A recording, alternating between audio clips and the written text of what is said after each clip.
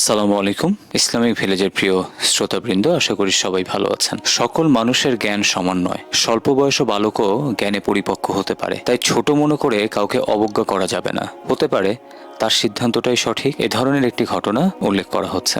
সম্মানিত সাহাবী আবু হুরায়রা রাদিয়াল্লাহু তাআলা আনহু নবী সাল্লাল্লাহু আলাইহি সাল্লাম থেকে বর্ণনা করেন, তিনি বলেন, যে কোনো এলাকায় দুজন মহিলা ছিল, তাদের উভয়ের সাথে একজন করে পুত্র সন্তান ছিল। হঠাৎ করে একটি বাঘ এসে যায় এবং তাদের মধ্য থেকে একজনের ছেলেকে থাবা মেরে নিয়ে চলে যায়। এই মহিলাটি তাদের মধ্যে একজন তার সঙ্গিনীকে বলল, বাঘ তোমার ছেলেকে নিয়ে চলে গেছে। অপরজন বলল, না, বরং বাঘ তোমার ছেলেকে নিয়ে গেছে। তাদের উভয়ের মধ্যে দ্বন্দ্ব তুমুলে পৌঁছে যায়। তাই দ্বন্দ্ব নিরসনের জন্য তারা দাউদ আলাইহিস সালামের কাছে যায় এবং তার কাছে তারা বিচারের আবেদন জানায়। দাউদ আলাইহিস সালাম চিন্তা ভাবনা করে বড় মহিলাটির সপক্ষে সিদ্ধান্ত দিয়ে দেন। তারা উভয় নবী সুলাইমান বিন দাউদ আলাইহিস সালামের নিকট দিয়ে বের হয়ে অতিক্রম করছিল। তিনি তাদের ঘটনা শুনতে চাইলেন। তারা নিজেদের ঘটনা তার কাছে ব্যক্ত করলেন। তাদের বক্তব্য শোনার পর চিন্তা ভাবনা করলেন। তারপর বললেন, তোমরা একখানা ছুরি নিয়ে এসো, আমি বেঁচে থাকা ছেলেটাকে দুটুকরো করে দেব, অতঃপর টুকরো দুটি তোমাদের মাঝে ভাগাভাগি করে দেব। এ কথা শোনা মাত্র ছোট মহিলাটি বলল, আল্লাহ আপনার উপর দয়া অনুকম্পা করুন, ছেলেটি তারই। নবী সুলাইমান আলাইহিস সালাম তার উক্তির প্রতি চিন্তা ভাবনা করলেন।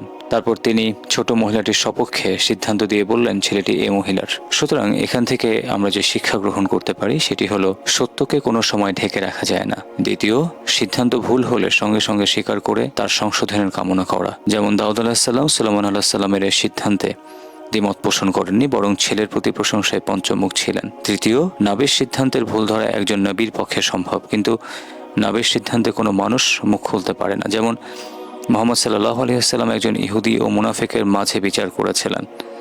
অতঃপর মুনাফিক নিজের স্বার্থের কারণে উমর রাদিয়াল্লাহু তাআলা আনহুর নিকটে চলে যায়। তার বিশ্বাস ছিল উমর রাদিয়াল্লাহু তাআলা আনহু ইহুদিকে ভালোবাসেন না, তাই তিনি আমার সপক্ষে রায় দেবেন। উমর রাদিয়াল্লাহু তাআলা আনহু তার কথা শোনা মাত্র তলোয়ার দিয়ে তার গর্দান দ্বিখণ্ডিত করে দেন আর বলেন, যারা নবী সাল্লাল্লাহু আলাইহি সাল্লামের সিদ্ধান্ত মানে না, তাদের বিচার এভাবেই হয়। আল্লাহ তাআলা আমাদেরকে এখান থেকে জ্ঞান নিয়ে সেটি আমল করার তৌফিক দান করুন। আসসালামু আলাইকুম ওয়া রাহমাতুল্লাহ।